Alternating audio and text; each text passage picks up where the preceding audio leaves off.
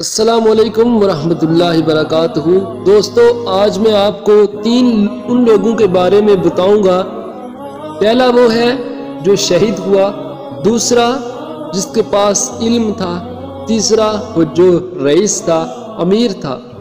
ان کے بارے میں آج ہم تفصیل سے آپ کو بتائیں گے اللہ ان کے ساتھ کیا کرے گا۔ بسم اللہ الرحمن الرحیم۔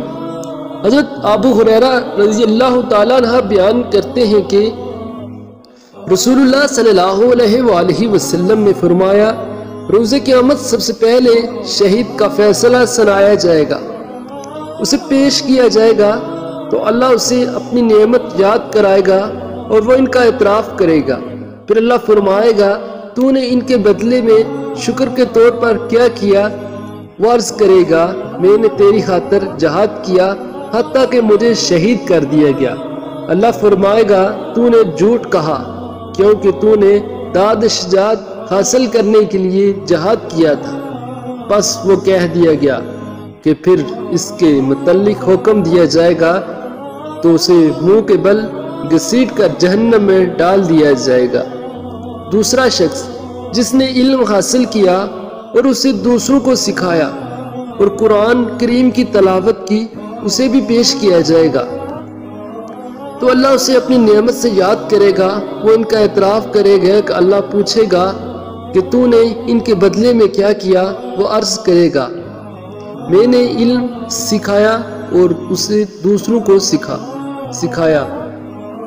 میں نے علم سیکھا اور دوسروں کو سکھایا، اور میں نے تیری رضا کی خاطر قرآن کی تلاوت کرتا رہا۔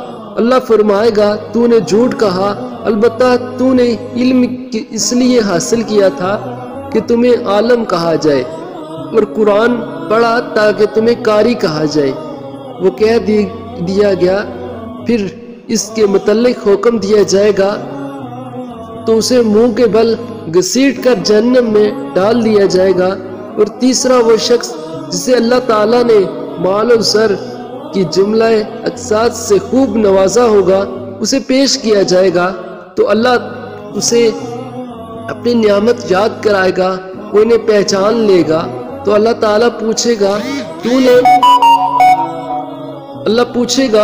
تو نے ان کے بدلے میں کیا کیا؟ تو وہ عرض کرے گا، میں نے ان تمام موقعوں پر جہاں خرچ کرنا تجھے پسند تھا خرچ کیا۔ اللہ فرمائے گا، تو نے جھوٹ کہا، تو نے تو اس لیے خرچ کیا کہ تجھے بڑا صحیح کہا جائے۔ بس وہ کہہ دیا گیا کہ پھر اس کے متعلق حکم دیا جائے گا تو اسے منہ کے بل گھسیٹ کر جہنم میں ڈال دیا جائے گا۔ حضرت عبداللہ بن عمر رضی اللہ تعالیٰ عنہ بیان کرتے ہیں کہ رسول اللہ صلی اللہ علیہ وآلہ وسلم نے فرمایا، اللہ علم کے بندوں کو سینوں سے نہیں نکالے گا بلکہ وہ علماء کی روحیں قبض کر کے علم کو اٹھا لے گا، حتیٰ کہ جب وہ کسی عالم کو باقی نہیں رکھے گا تو لوگ جہلہ کو رئیس بنا لیں گے۔ جب ان سے مسئلہ دریافت کیا جائے گا تو وہ علم کے بغیر فتویٰ دیں گے، وہ خود گمراہ ہوں گے اور دوسروں کو گمراہ کریں گے۔